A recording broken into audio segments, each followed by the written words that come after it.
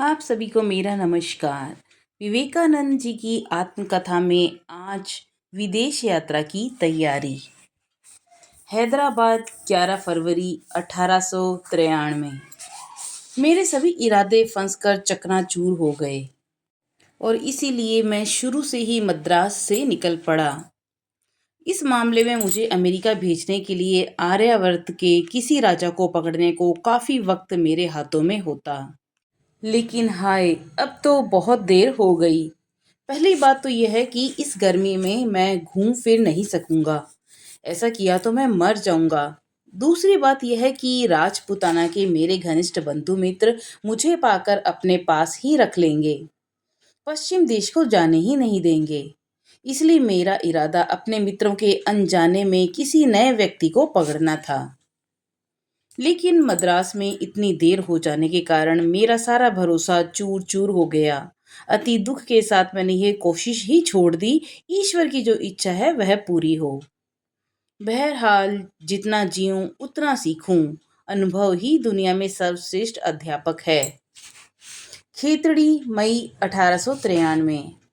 पहले से ही मैं शिकागो जाना चाहता था। ऐसे में मद्रास के लोगों ने स्वतः प्रवृत्त होकर मैसूर और रामनाथ के महाराज की मदद से मुझे भेजने की सारी तैयारी कर डाली। खेतड़ी के राजा और मेरे बीच अगाढ़ प्रेम मौजूद है। इसलिए बातों ही बातों में मैंने उन्हें लिखा कि अमेरिका मैं जा रहा हूँ। खेतड़ी के राजा ने सोचा कि जाने से पहले मैं उनसे मिलकर ही जाऊंगा। इसका एक और विशेष कारण यह भी था कि भगवान ने उन्हें सिंहासन के लिए एक और उत्तराधिकारी दिया था और इसीलिए वहाँ काफ़ी जश्न मनाया जा रहा था। इससे भी बड़ी बात यह है कि मेरे पहुंचने के बारे में सुनिश्चित करने के लिए उन्होंने अपने निजी सचिव को इतनी दूर मद्रास भेजा है। बम्बई, 22 मई 1893। कई दिन हुए बम्बई पहुंचा हूँ। 2-4 दिनों से यहाँ से प्रस्थान करूँगा। आजकल खेतड़ी के महाराज के निजी सचिव और मैं साथ साथ हैं। अपने प्रति उनके प्यार और सहृदयता के लिए मैं उनका कितना कृतज्ञ हूँ, उसे मैं अपने शब्दों में बयान नहीं कर सकता। राजपूताना की आम जनता जिस श्रेणी के व्यक्ति को ताजिमी सरदार कहकर अभिहित करती है और जिनकी अभ्यर्थना के लिए स्वयं राजा तक को अपना आसन छोड़कर उठना पड़ता है, वे उसी सरदार श्रेणी के व्यक्ति हैं। लेकिन यही व्यक्ति इतने अनाडंबर हैं और इस ढंग से मेरी सेवा करते हैं कि मैं कभी कभी सकुचा जाता हूँ।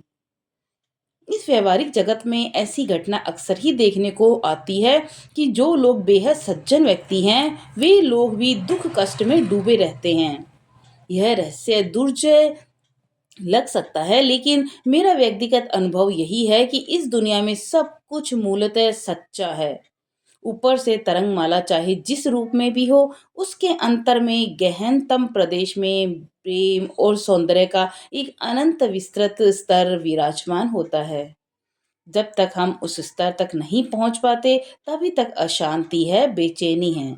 लेकिन अगर एक बार उस शांति मंडल में पहुंच जाएं, तो चाहे जितना भी झंकार हो, गर्जन और हवा का तर्जन हो, चट्टान की आधारशिला पर प्रतिष्ठित ग्रह उसे रंच मात्र न कांपता है, न थरथराता है। बम्बई, 24 मई 1893।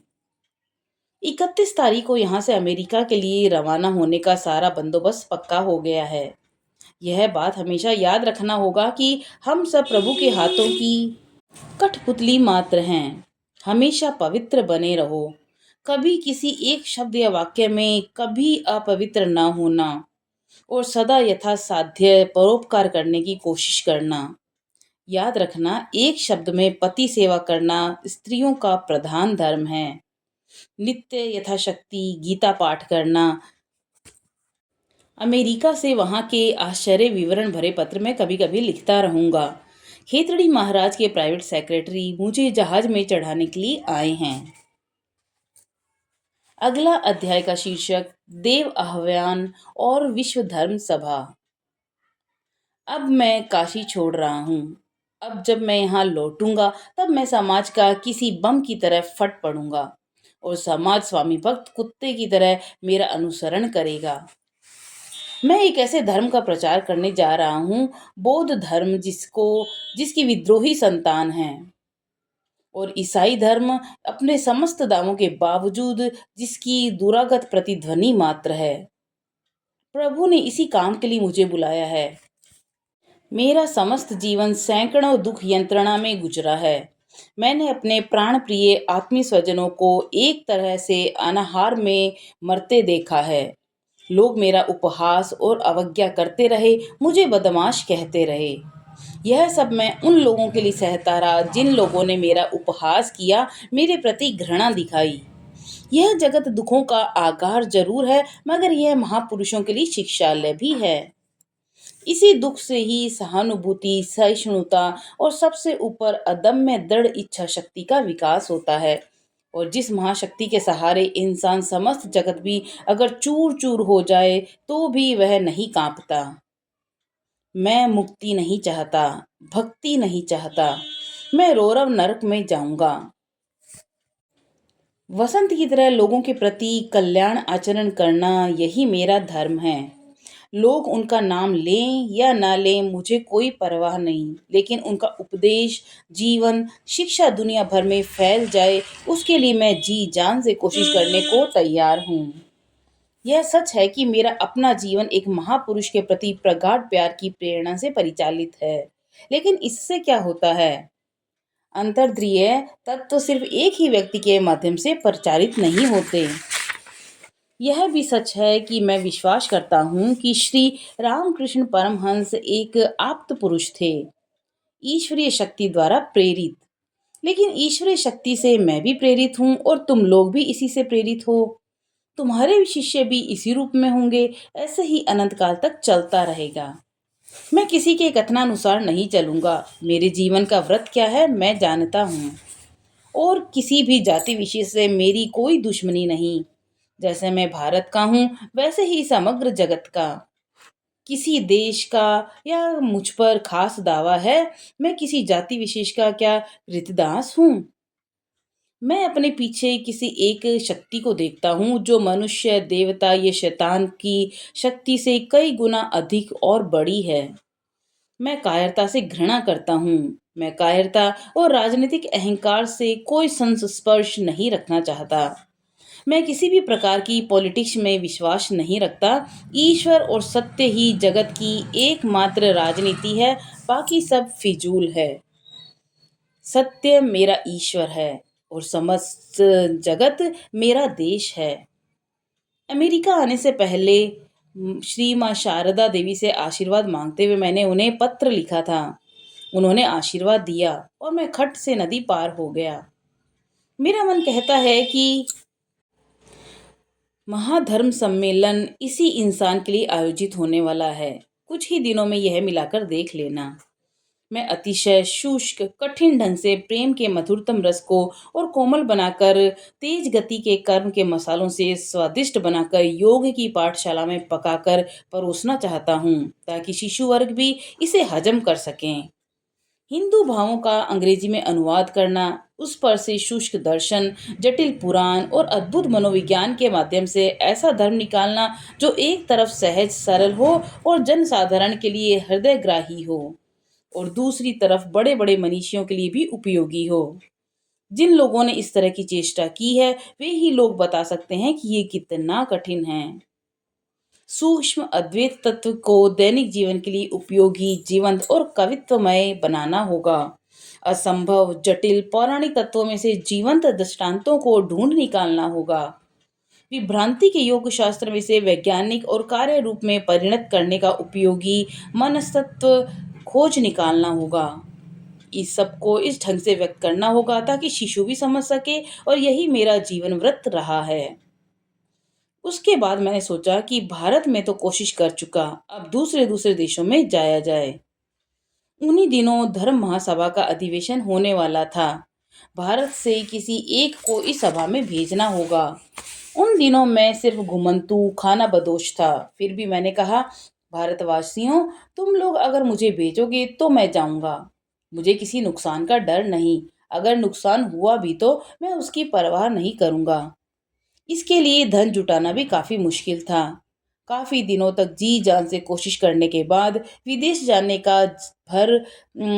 भर का खर्च ही जुटा पाया, और मैं इस देश में आ पहुंचा। मैं धर्म महासभा के आयोजन के 1-2 महीने पहले ही यहाँ पहुंचा और परिचयहीन हालत में गलियों सड़कों में भटकता फिरा।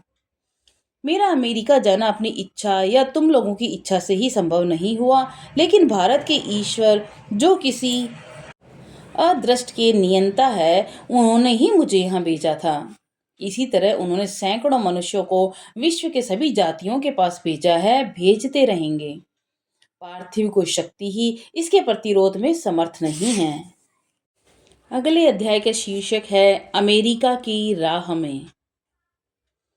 याकोहामा, जापान, 10 जुलाई 1893। मुझे अपनी गतिविधियों के बारे में तुम लोगों को हमेशा अवगत कराते रहना चाहिए था, लेकिन मैंने ऐसा नहीं किया। इसके लिए मुझे माफ करना। इस किस्म के लंबे सफर में हर रोज ही विशेष व्यस्त रहना पड़ता है। खासकर मेरी तो अपने साथ ढेरों सामान लेकर घूमने की आदत नहीं थी। आजकल जो सब साथ लेना पड़ा है, उसके तत्वावधान में मैं ही सारी ताकत खर्च हो रही है। सच पूछो तो ये भयंकर झंझट का काम है। बंबई से रवाना होने के बाद हफ्ते भर के अंदर मैं कोलंबो पहुंच गया। जहाज प्राय दिन भर बंदरगाह पर ही लगा रहा। मौका देकर मैं जहाज से उतरकर शहर देखने निकल पड़ा। मैंने एक गाड़ी ले ली और कोलंबो की सड़क पर घूमने लगा। यहाँ के सिर्फ बुद्ध भगवान मंदिर की मुझे याद है। यहाँ बुद्ध देव की एक विशाल परिनिर्वाण मूर्ति शयन भंगिका में मौजूद है। बाद में हमारा जहाज पिनांग के तट पर लगा। यह जगह मलय उपद्वीप में समुद्र पर स्थित एक छोटा सा भूमिखंड है। पिनांग से मैं सिंगापुर रवाना हो गया। रास्ते में दूर से ही उच्च शैल समन्वित सुमात्रा के भी दर्शन हुए। जहाज के कप्तान ने मुझे प्राचीन काल के जलदस्यु के कई अड्डों की ओर उंगली से इशारा करके दिखाया। सिंगापुर वहाँ एक खूबसूरत वनस्पति उद्यान स्थित है। वहाँ अनेक प्रकार के पाम नजर आए और ब्रह्मकारी का पाम, ट्रेवलर्स पाम नामक सुंदर तालवृंत जैसा पाम यहाँ बेतहाशा उगते हैं। ब्रेड फ्रूट्स वृक्ष तो यहाँ हर ओर है और मद्रास में जैसे आम की बहुतायत है, वैसे ही यहाँ मैंगोस्टीन काफी मात्रा में उपलब्ध हैं। यथा आम के साथ किसकी तुलना की जा सकती है। वहाँ से हांगकांग, सिंगापुर मलय उपद्वीप के अंतर्गत होने के बावजूद वहीं से यह एहसास होने लगता है कि हम चीन में आ गए हैं। वहाँ चीन का माहौल इतना प्रबल है कि मजदूरों के सारे काम, सारे व्यवसाय, वाणिज्य शायद उन्हीं लोगों के हाथ में हैं। हांगकांग तो सिर्फ विशुद्ध चीन ही है। जैसे ही जहाज तट पर लंगर डालता है, वैसे ही सैकड़ों चीनी नावें आकर आपको साथ ले जाने के लिए घेर लेती हैं। हम हांगकांग में 3 दिन रुके थे। वहां से मैं कैंटन देखने गया और हांगकांग से एक नदी के साथ साथ 80 मील तक का सफर तय कर कैंटन पहुंच गया। यहाँ स्फूर्ति और कम व्यस्तता की मिली जुली हलचल देखने को मिली। नौकाओं की कैसी भीड़, पानी मानो चारों तरफ छाया हुआ। ये नौकाएं सिर्फ माल या यात्री को ले जाने के लिए नहीं होती, हजारों नावें रहने के वाले घर की तरह भी होती हैं। उनमें से ढेरों नावें बेहद खूबसूरत और विशाल हैं। सच तो यह है कि वे सब नावें 2 मंजिली 3 मंजिली घर जैसी होती हैं और घर के चारों तरफ बरामदे, बीच में सड़कें, लेकिन सभी पानी में तैरती हुई। हम लोग जहां उतरे वह छोटी सी जगह चीन सरकार ने विदेशियों को रहने के लिए प्रदान की है। इसके चारों तरफ नदी के दोनों किनारे किनारे मीलों तक यह विशाल शहर बसा हुआ है। यहाँ अनगिनत लोग निवास करते हैं, जीवन संग्राम में एक दूसरे को धकिया कर गिराते हुए, स्वयं आगे बढ़ते हुए, जी जान लड़ाकर जीवन संग्राम में विजेता बनने की कोशिश करते हुए। महाकलरव, महाव्यस्तता।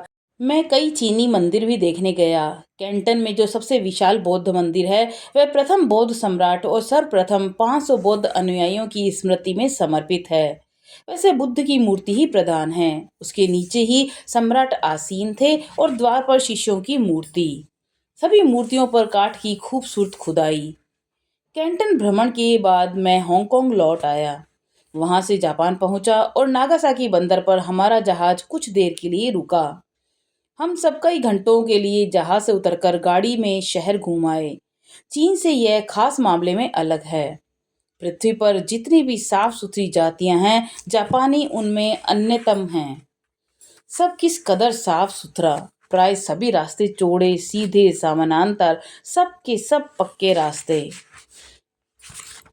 इनके छोटे छोटे घर बिल्कुल पिंजरे नुमा होते हैं। प्राय हर शहर और गांव देहात के पिछले हिस्से में चीड़ के पेड़ों से ढके हुए छोटे छोटे पहाड़।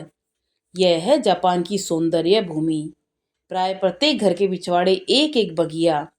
जापानी फैशन में नन्हे नन्हे गुल्मों से ढके हुए भूमिखंड, छोटी छोटी कृत्रिम जल प्रणाली और कंकड़ पत्थरों की पुलिया से बखूबी सजे हुए। नागासाकी में मैं कोबी पहुंचा और कोबी पहुंचकर मैंने जहाज छोड़ दिया और सड़क मार्ग से योकोहामा चला आया। मैं जापान के मध्यवर्ती प्रदेश समूह देखना चाहता था। मैंने इन लोगों के असंख्य मंदिर देखे और प्रत्येक मंदिर में कुछ संस्कृत मंत्र प्राचीन बंगला अक्षरों में लिखे मिले।